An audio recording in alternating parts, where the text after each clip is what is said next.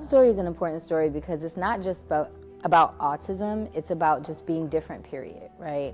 And so often when you're different, whether that difference is your gender, your sexual preference, your gender identity, whatever, being different can sometimes feel very alienating, both socially, familially, and Love Zuri is a story about learning that different just means different. It doesn't mean not good enough, it doesn't mean worse, it just means different. You know, being black, being African, we don't talk about these things. It's kind of taboo. You know, we don't talk about, you know, the fact that your kid is neurodivergent or there's something different with your child. So I wanted to tell this story to let other black and African men know that, hey, it is okay. You know, you can come out on the other side of it. It's going to take a lot of work. It's going to take a lot of time. It's going to take a lot of you honing in and paying attention and doing a lot of different things. But, you know, you can come out on the other side and your kid can actually thrive. You know, I feel like the world just needs to see us in a different light as black men. You know, we cry, we hurt, you know, we feel pain, we feel the same things everybody else feels, but we just don't have the space, or we aren't given the space to be able to express all of that.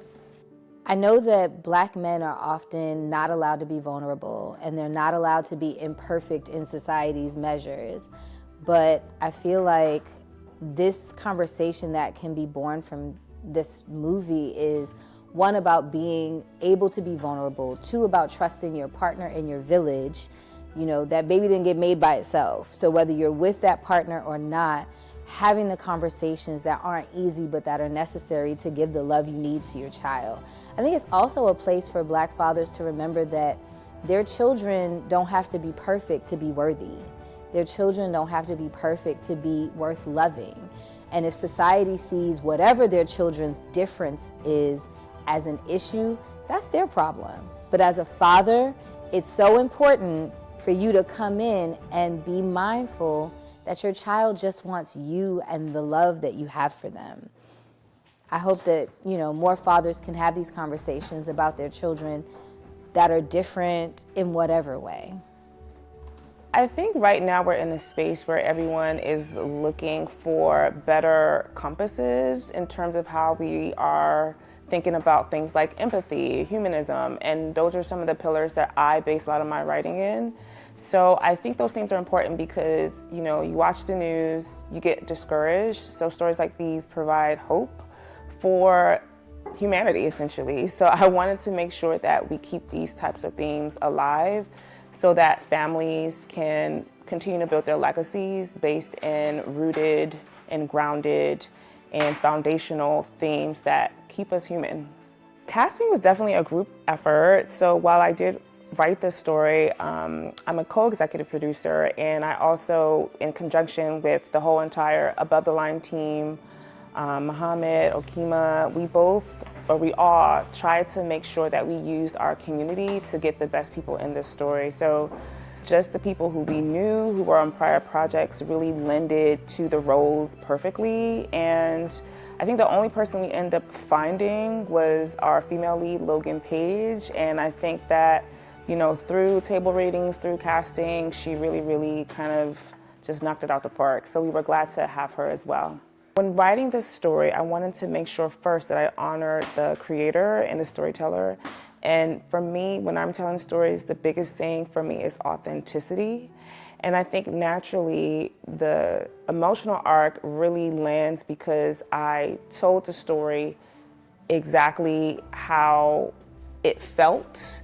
And I think when I'm writing, in each scene, in each beat, I'm trying to take the reader through an emotional journey. And I felt like all the different experiences that Mo shared with me allowed me to kind of create those beats very easily. I felt like I actually got to forgive myself for a lot of these scenes that I had to live through. There were a couple of scenes once I finished that I was like, oh man, and I just broke down. What people will see on camera is nothing compared to what happened behind the scenes. So it's tough. It was tough. Emotionally, it was a roller coaster of a ride. I'm very honored that Mo decided that I was who he wanted to direct it and bring it to life. I'm very honored that he trusted me with his story. And I'm very honored that one of my missions is to be a safe space cinematically for Black men. And yet again, I've had the opportunity to do that with another film, to be a safe space cinematically for Black men, their vulnerability, and their story. So it feels surreal to be a part of this process, and it also feels like a huge blessing because I know with this film, all of our lives have changed in some capacity. So I'm just excited to be a part of that ride. And I'm excited to see where the film takes all of us. And it just is a reminder that you never know where life is going to take you, literally. And I think that's also one of the things of the story, which is crazy. But I'm just so happy and excited that from my words came this big production. From Mo's story came this big production. And we're here today. So, love Zuri. Love Zuri.